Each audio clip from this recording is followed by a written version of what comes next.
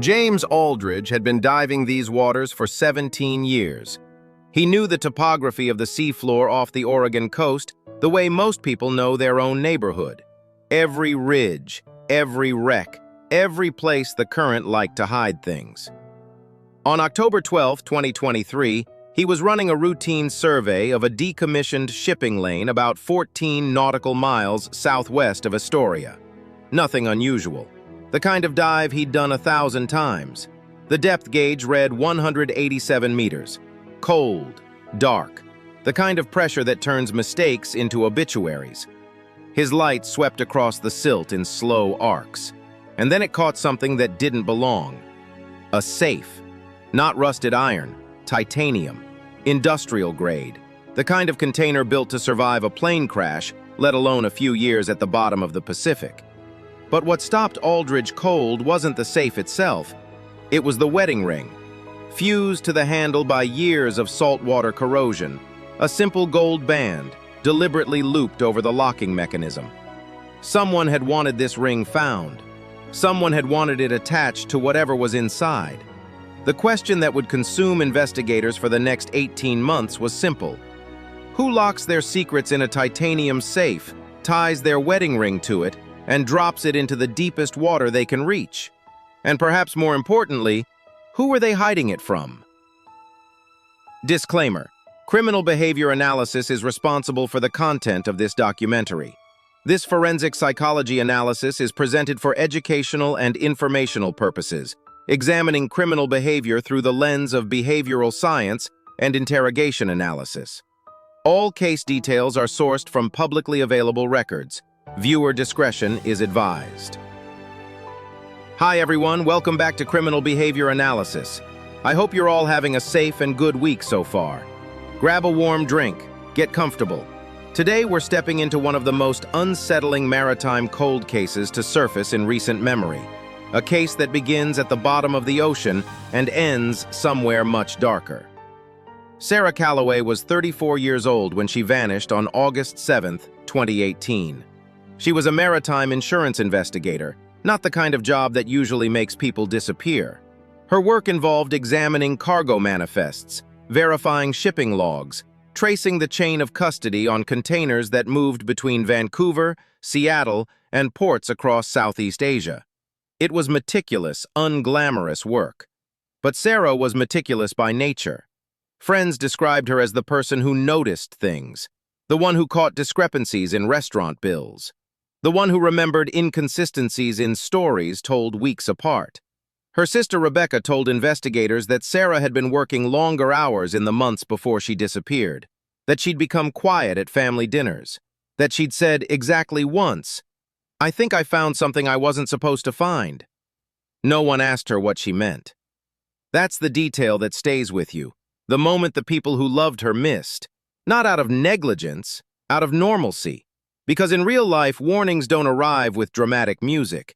They arrive in a half sentence over dinner, and you let it pass because you assume there will always be another dinner. There wasn't. On August 7th, Sarah boarded a small vessel, a 24-foot Sea Ray, with her husband, Marcus Calloway. He told police they'd taken the boat out for an evening trip, something they did regularly. He said she'd been drinking. He said she'd insisted on swimming even though the water was rough. He said he'd lost sight of her in the dark. The Coast Guard searched for 6 days. They found the boat. They found her jacket. They never found Sarah. Marcus Calloway sat for his first police interview on August 14, 2018. The recording of that interview is where our behavioral analysis begins, and it's where the case begins to unravel. Before we analyze the interrogation, let's establish what Marcus Calloway told investigators during this first interview. His story, in his own words. "It was just a normal evening. We went out on the boat. Sarah had a couple of drinks. She was in a good mood, laughing. She said she wanted to swim. I told her it was getting dark. I told her the water was cold, but she insisted. She was stubborn like that. I turned around to grab a towel, and when I looked back, she was gone. I called for her. I circled. I did everything I could. It was probably 10, 15 minutes. I don't know, it felt like hours." Now let's break down what's happening here moment by moment through the lens of forensic statement analysis. 1. The preemptive justification. I told her it was getting dark. I told her the water was cold. Marcus offers this detail before anyone has questioned his judgment. He's not responding to an accusation, he's anticipating one. In statement analysis, preemptive justifications are a significant linguistic flag. Truthful subjects tend to report what happened without pausing to establish that they made the right decisions. Deceptive subjects narrate their decisions as they wish they'd been made. He didn't just fail to stop her, he told her not to. Twice. 2. The missing emotion. Police interviews with genuinely bereaved spouses follow a predictable linguistic arc. The subject struggles to speak about the victim in past tense. They use present tense slips. She is, not she was. They express emotion at unpredictable moments, triggered by small sensory details rather than narrative climaxes. Marcus Calloway shows none of these markers. His affect throughout the interview is flat, measured, cooperative. He refers to Sarah exclusively in past tense from the very first sentence. When the detective asks what Sarah was wearing, a question that reliably breaks grieving spouses, Marcus answers without hesitation. A white sundress, the one with the blue flowers. Imagine losing your wife 7 days ago. Now imagine describing her last outfit with the composure of a man reciting a grocery list. 3. The timeline gap. I turned around to grab a towel, and when I looked back, she was gone. I called for her, I circled, I did everything I could. It was probably 10-15 minutes, I don't know, it felt like hours. Here's what's structurally interesting about this passage. Marcus compresses the most critical window, the moment of disappearance, into 2 words. She was gone. No splash, no cry for help, no description of what the water looked like. Nothing sensory whatsoever.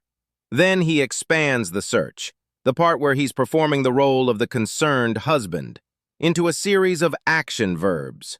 Called, circled, did everything. The search is where he constructs his alibi. The disappearance is where the truth lives. And notice the phrase, it was probably 10-15 minutes. I don't know, it felt like hours. This is what interrogators call a temporal hedge. Truthful witnesses tend to underestimate time under stress, the phenomenon of, it happened so fast. Deceptive subjects tend to overestimate and then hedge. They want you to believe the search was thorough, but they can't commit to a specific duration because they know the actual timeline would collapse under scrutiny. The case went cold for 5 years. Marcus Calloway moved to Arizona. He remarried. The file on Sarah's disappearance gathered dust in a Portland evidence room. Unsolved, but not forgotten by everyone. Rebecca, Sarah's sister, never stopped calling the detective assigned to the case. Every 6 months, like clockwork, she'd leave a voicemail. She'd ask if there was anything new. She'd remind them that Sarah wouldn't have gone swimming at night. Sarah was afraid of dark water. Then, in October 2023, a commercial diver found a titanium safe 187 meters beneath the Pacific, with Sarah Calloway's wedding ring fused to the handle. The recovery operation took 3 weeks. The safe had to be brought up in a pressurized chamber to prevent the contents from disintegrating on contact with air. When they finally opened it, investigators found a series of encrypted shipping manifests, cargo that didn't exist, moving through ports that had no record of receiving it. Financial documents linking Marcus Calloway to a shell company called North Pacific Freight Solutions. A USB drive containing photographs of Sarah, surveillance photos taken without her knowledge, time-stamped in the weeks before her death. And at the bottom of the safe, a handwritten letter from Sarah Calloway, dated August 5, 2018, 2 days before she disappeared. The letter read, in part, "If you're reading this, I was right about what I found. Marcus is moving stolen cargo through a network of shell companies. He's been doing it for years. The manifests are all here. I was going to turn them over to the FBI on August 8th. I think he knows." She never made it to August 8th. The Portland Police Bureau brought Marcus Calloway back in for questioning on November 3, 2023. This time, the interrogation was different. This time, they had the safe. They had the letter. They had 5 years of his new life to dismantle. The behavioral shift between the two interrogations is, from a forensic psychology standpoint, remarkable. In 2018, Marcus was controlled, flat, cooperative. In 2023, when confronted with the safe's contents, his body language transformed completely. His baseline shifted from open and relaxed to closed and defensive within the first 90 seconds. His hands, which had been folded calmly on the table, moved beneath the table within 40 seconds of the safe being mentioned. This is what interrogators call ventral denial, the instinct to protect the vulnerable front of the body when threatened. More significantly, his verbal patterns shifted from narrative to fragmentary. Where the 2018 interview featured complete, structured sentences, the 2023 interview shows something different. That's not, that's safe, I've never seen that before. That's not mine. You can't, whatever's in there, I don't know how it got there. Someone must have, fragments, sentence breaks. The linguistic signature of a brain scrambling to construct a narrative faster than the mouth can deliver it. And then the detective asked the question that broke the case wide open. Marcus, we found a letter from Sarah inside the safe. She says she was going to the FBI. She says she was going to turn you in. What do you think happened to her? 23 seconds of silence. 23 seconds is an eternity in an interrogation room. The average pause between question and answer in normal conversation is 200 milliseconds. Anything over 5 seconds signals cognitive overload. The subject is processing, calculating, weighing options. 23 seconds tells you the subject has no prepared answer, and every possible response leads somewhere he doesn't want to go. Finally, Marcus said, I think she was scared. She was confused. She wasn't thinking clearly at the end. The end. Not when she disappeared. Not when I lost her. The end. Marcus Calloway had just located himself at the conclusion of his wife's life, and he hadn't even realized he'd done it. The forensic breakthrough in this case didn't come from the safe itself. It came from the shipping manifests. Sarah Calloway had spent the final months of her life building a case her employer never asked her to build. The manifests she'd hidden in that titanium safe traced a criminal enterprise spanning 5 countries and 3 years, stolen electronics, counterfeit pharmaceuticals, and something else that caught the FBI's attention. Undeclared hazardous materials, routed through legitimate cargo lanes, bypassing customs inspections. Marcus Calloway wasn't just running stolen goods. He was running a logistics operation that, had the manifests gone public, would have exposed systematic vulnerabilities in port security across the Pacific Northwest. Sarah had found the thread, and she'd pulled it until the whole fabric started to unravel. The behavioral science element here is instructive. Marcus wasn't a career criminal. He was a mid-level shipping coordinator who discovered a loophole and exploited it. The psychology of this type of offender is distinct from violent criminals. They don't see themselves as dangerous. They see themselves as clever. They compartmentalize. The fraud exists in one mental box, the marriage in another. The violence, when it becomes necessary to protect the fraud, is something they never planned for, and therefore something they can't fully confront in their own minds. This is why Marcus Calloway could sit in an interrogation room and deny killing his wife with what appeared to be genuine indignation. He wasn't lying about the act itself. He was protecting a version of himself in which the act was impossible. The cognitive dissonance was the truth. The interrogation had to collapse the compartment walls before the confession could surface. It took 4 more hours.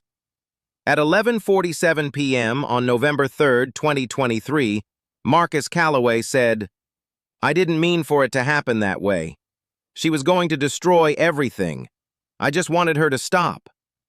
The safe, he explained, was supposed to sink. Titanium is dense. At 187 meters, the pressure is 18 times what it is at the surface. He'd calculated the depth, the weight, the current.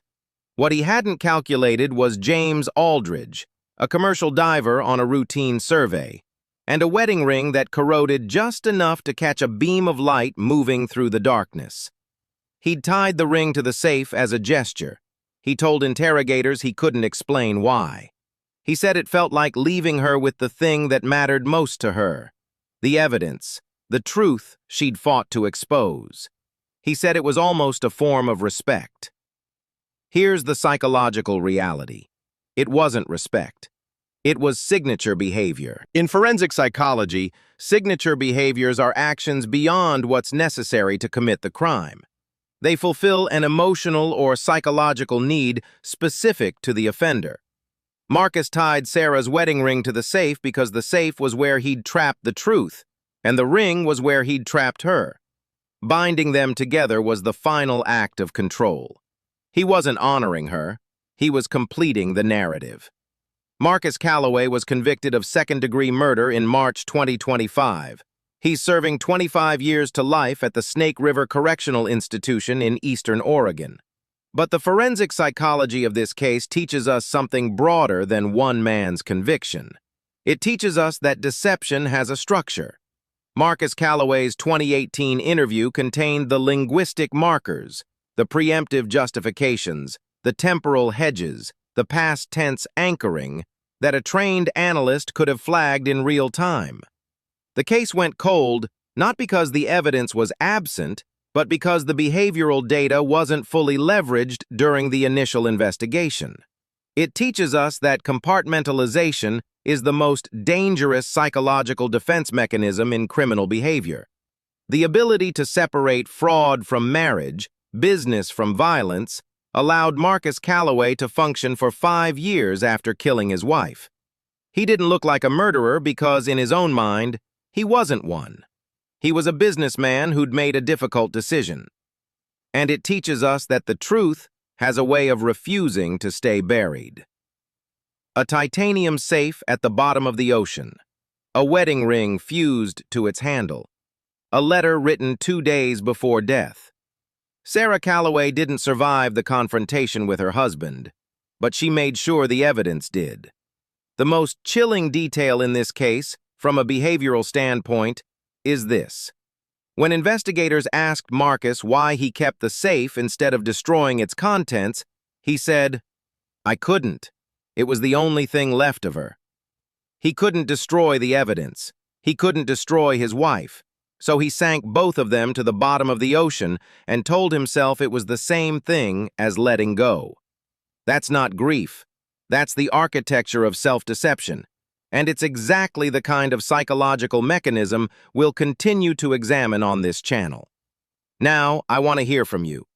Do you think the linguistic markers in Marcus Calloway's first interview were strong enough that investigators should have treated him as a suspect from day one? Or do you think that's the clarity of hindsight, and in real time, his flat affect could just as easily have been shock? I'm genuinely curious to hear your perspective in the comments. Subscribe for weekly criminal psychology and interrogation analysis. Look out for one another, stay safe, and I will see you in the next one. Bye.